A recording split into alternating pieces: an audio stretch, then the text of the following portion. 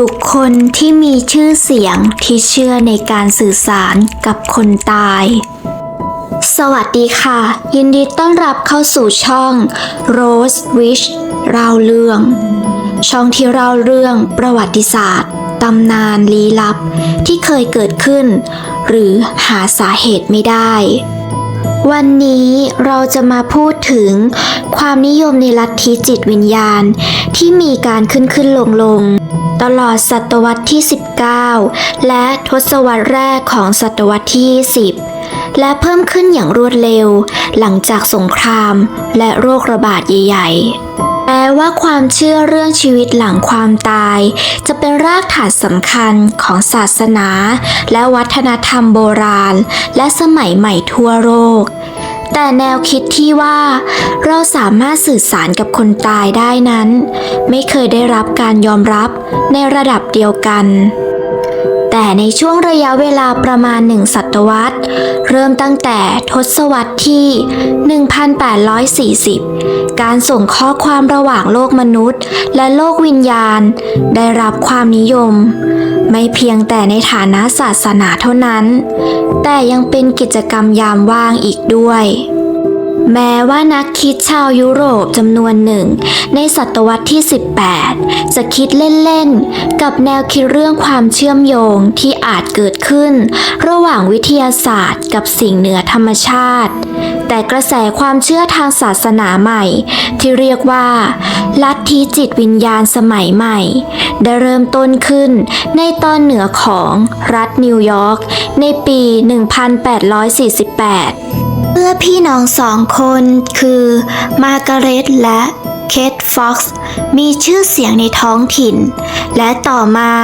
ก็มีชื่อเสียงไปทั่วโลกหลังจากที่อ้างว่าสามารถติดต่อกับผู้คนหลังความตายได้สำหรับบางคนงานของร่างทรงเช่นพี่น้องตระกูลฟ็อกซ์เป็นเพียงความบันเทิงเท่านั้นแต่สำหรับคนอื่นๆงานนี้ได้กลายเป็นศาสนาและยังคงปฏิบัติกันเป็นหนึ่งในชุมชนที่เหลืออยู่ไม่กี่แห่งในปัจจุบันความนิยมในลัทธิจิตวิญญาณนั้นขึ้นลงตลอดช่วงที่เหลือของศตวรรษที่ 19 และทศวรรษแรกของศตวรรษที่ 20 ซึ่งก็เพิ่มขึ้นอย่างคาดเดาได้หลังจากการสูญเสียชีวิตจำนวนมากเช่นสงครามกลางเมืองสงครามโลกครั้งที่ 1และการระบาดของโรคไข้หวัดใหญ่ในปี 1918 และแม้ว่าขบวนการลัทธิจิตวิญญาณจะไม่เคยจางหายไปโดยสิ้นเชิงแต่ก็ไม่ได้ดึงดูดใจเหมือนเดิมอีกต่อไปหลังจากสงครามโลกครั้งที่ 2แต่เป็นเวลาเกือบ100 ปีแล้วที่ลัทธิจิตวิญญาณดึงดูดผู้คนจากทุกภาคส่วนของสังคมรวมถึงคนดังด้วยและนี่คือเรื่องราวของบุคคลที่มีชื่อเสียง8 คนที่เชื่อว่าในบางช่วงของชีวิตของพวกเขาสามารถสื่อสารกับคนตายได้ 1. โทมัส เอดิสันเมื่อโทมัส เอดิสันประดิษฐ์เครื่องเล่นแผ่นเสียงในปี 1877 แผ่นเสียงแผ่นแรกที่เขาสร้างขึ้นเป็นเสียงของเขาเองขณะท่องกลอนเด็ก Mary had a little lamb จากนั้นในปี 1920 เขาได้ประกาศแผนการที่จะบันทึกเสียงอีกประเภทหนึ่ง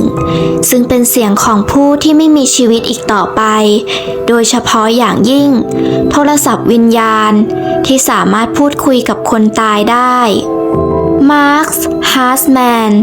นักประวัติศาสตร์และผู้เขียนหนังสือ Chasing Ghosts: A Tour of Our Fascination with Spirits and the Supernatural นอกเหนือไปจากความสำเร็จที่เปลี่ยนแปลงชีวิตด้วยการฝ่าทะลุม่านแห่งวิญญาณแล้วผมเชื่อว่าความสนใจของเขาในลัทธิจิตวิญญาณนั้นก็เพียงเพื่อแสดงให้เห็นว่าวิทยาศาสตร์ไม่ใช่ร่างทรงและกระดานวิญญาณเท่านั้นที่เป็นหนทางที่จะทำเช่นนั้น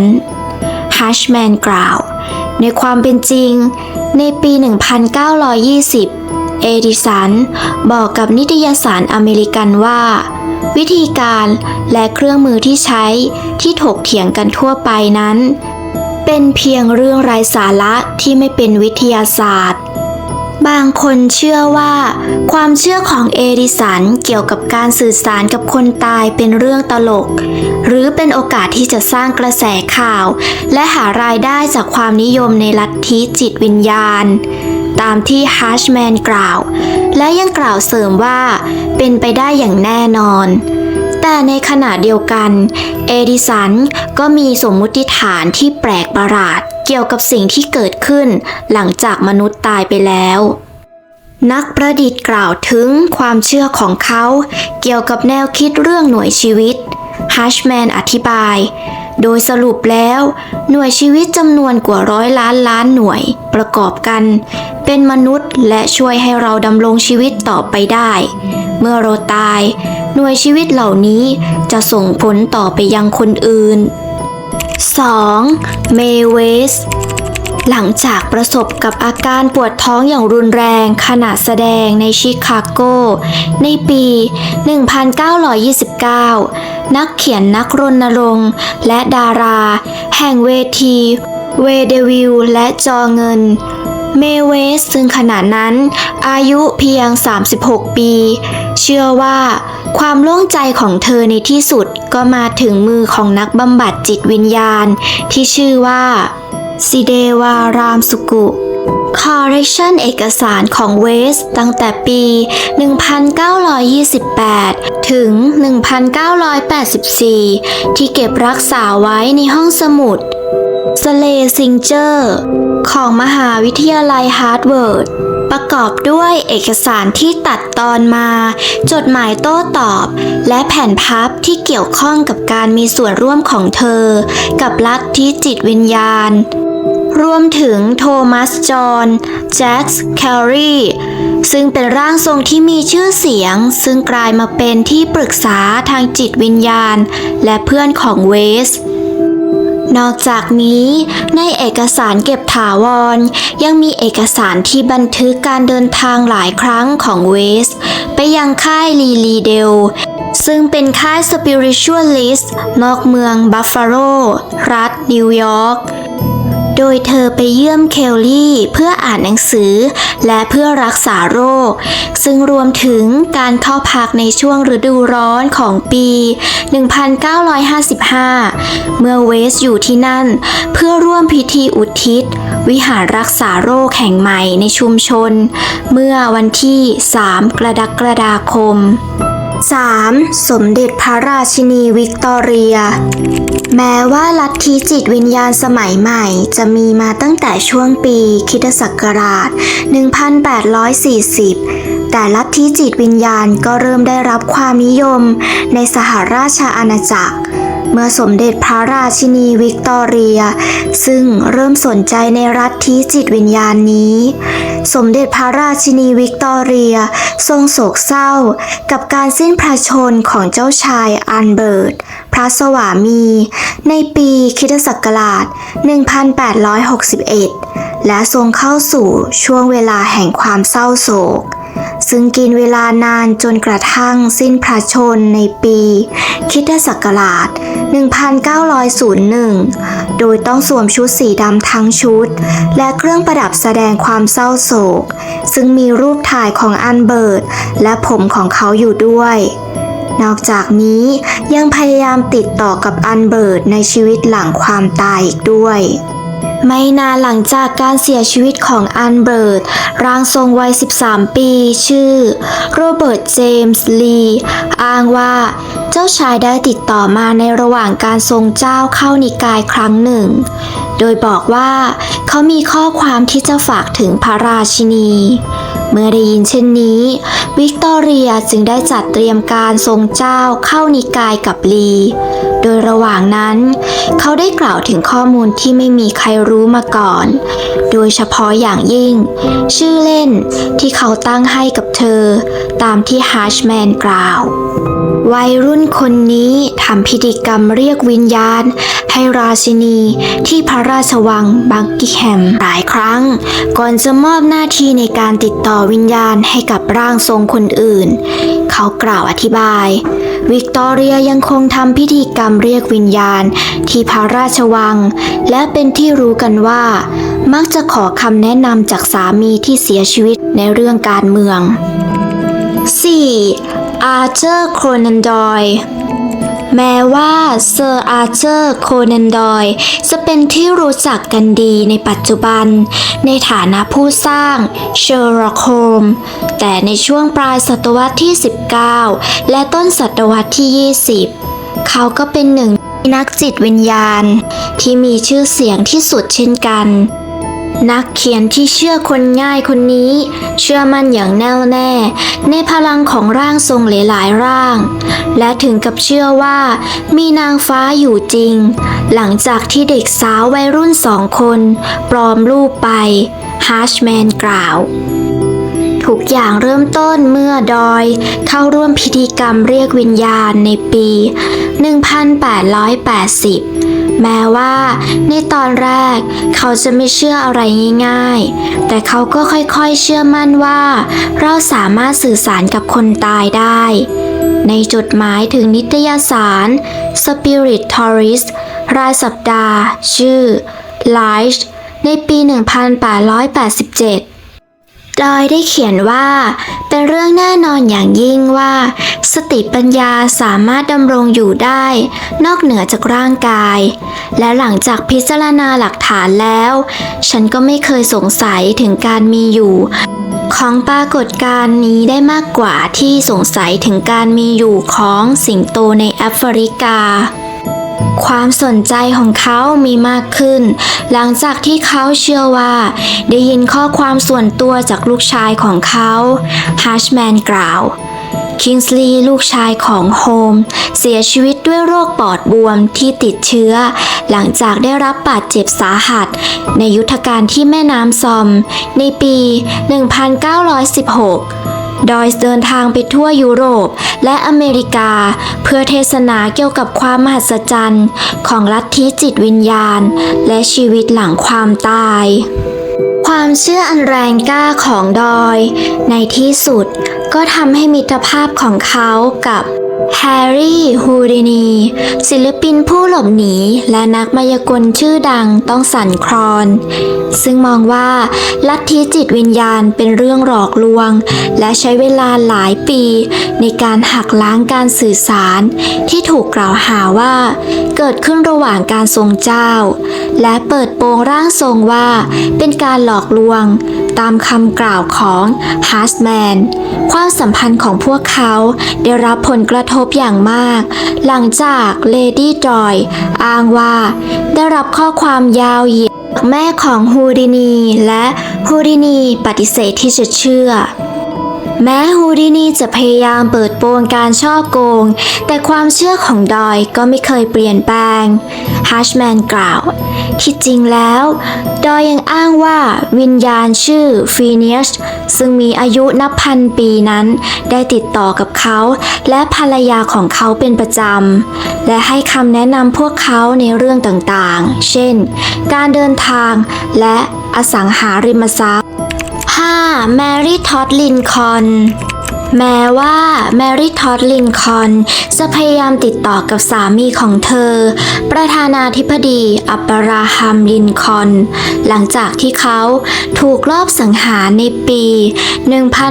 1865 แต่การมีส่วนร่วมกับลัทธิจิตวิญญาณของเธอเริ่มขึ้น3 ปีก่อนหน้านั้นเมื่อวิลลี่ลูกชายของพวกเขาเสียชีวิตด้วยโรคไข้รากศาสตร์ใหญ่เมื่ออายุได้11 ปีแมรี่ท็อดเข้าร่วมพิธีกรรมเรียกวิญญาณในตอนแรกเพื่อรับมือกับความเศร้าโศกของเธอแต่พบว่าพิธีกรรมดังกล่าวช่วยให้เธอรู้สึกสบายใจขึ้นมากจึงเริ่มจัดพิธีกรรมเรียกวิญญาณของเธอเองตามที่สมาคมประวัติศาสตร์ทำเนียบขาวระบุมีหลักฐานว่าแมรี่ท็อดได้จัดการเรียกวิญญาณมากถึง8 ครั้งในทำเนียบขาว โดยเฉพาะห้องแดง หลังจากที่วิลลี่เสียชีวิต และประธานาธิบดีก็เข้าร่วมในกิจกรรมดังกล่าวด้วย แต่สิ่งที่อาจดูแปลกในปัจจุบันกลับกลายเป็นเรื่องธรรมดาในสมัยนั้น ลูซิล สกอตต์นักข่าวและผู้เขียนหนังสือพันธสัญญาอเมริกัน เรื่องราวของผู้หญิง ลัทธิลึกลับ และการสร้างอเมริกาสมัยใหม่แมรี่ ทอด ลินคอล์นเข้าร่วมกับกระแสชาวอเมริกันจำนวนมาก ที่หันมานับถือลัทธิจิตวิญญาณในช่วงสงครามกลางเมือง เนื่องจากวิญญาณของทหารที่เสียชีวิต และความหายนะทั้งทางกายและใจ แพร่กระจายไปทั่วประเทศ เธอกล่าว ในช่วงปลายทศวรรษปี 1850 ผู้ใหญ่ชาวอเมริกันที่เป็นอิสระประมาณ 10% หันมานับถือลัทธิจิตวิญญาณในรูปแบบใดรูปแบบหนึ่ง ซึ่งเป็นแนวโน้มที่ดำเนินต่อไปจนถึงทศวรรษปี 1860 อย่างไรก็ตาม ความนิยมและการยอมรับอย่างแพร่หลายของการเคลื่อนไหวดังกล่าวไม่คงอยู่ และในไม่ช้าก็เผชิญกับการต่อต้าน รวมถึงจากสถาบันทางการแพทย์ด้วย สกอตต์อธิบายว่า แพทย์ได้บัญญัติคำว่า เมดิโอเมเนียขึ้น โดยเชื่อมโยงอาการวิกลจริตกับลัทธิจิตวิญญาณ จากนั้นจึงได้นิยามอาการของอาการวิกลจริตใหม่ว่า เป็นผลข้างเคียงที่พบบ่อยที่สุดของอาการเคลิบเคลิ้มซึ่งได้แก่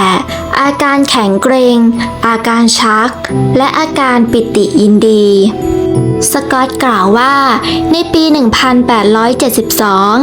ทั้งบอสตันเฮรัลและนิวยอร์กไทมส์ต่างก็ล้อเลียนแมรี่ที่เข้าร่วมพิธีกรรมเรียกวิญญาณของสามีผู้ล่วงลับของเธอ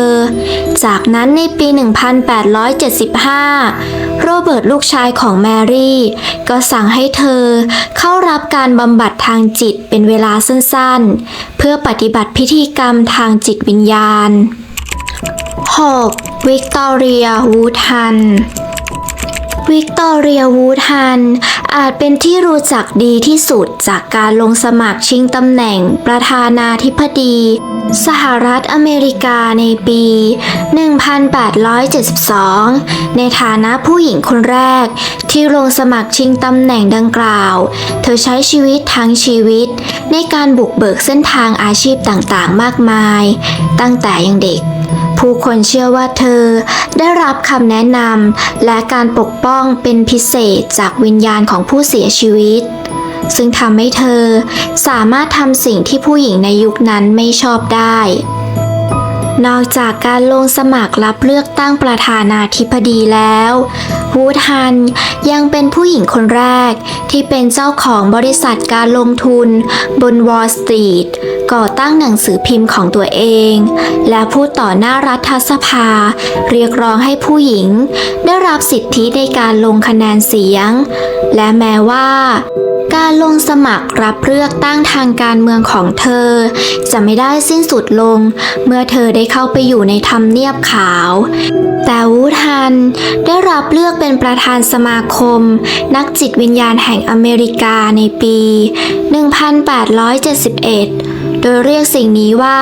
เกียรติยศสูงสุดในชีวิตของเธอ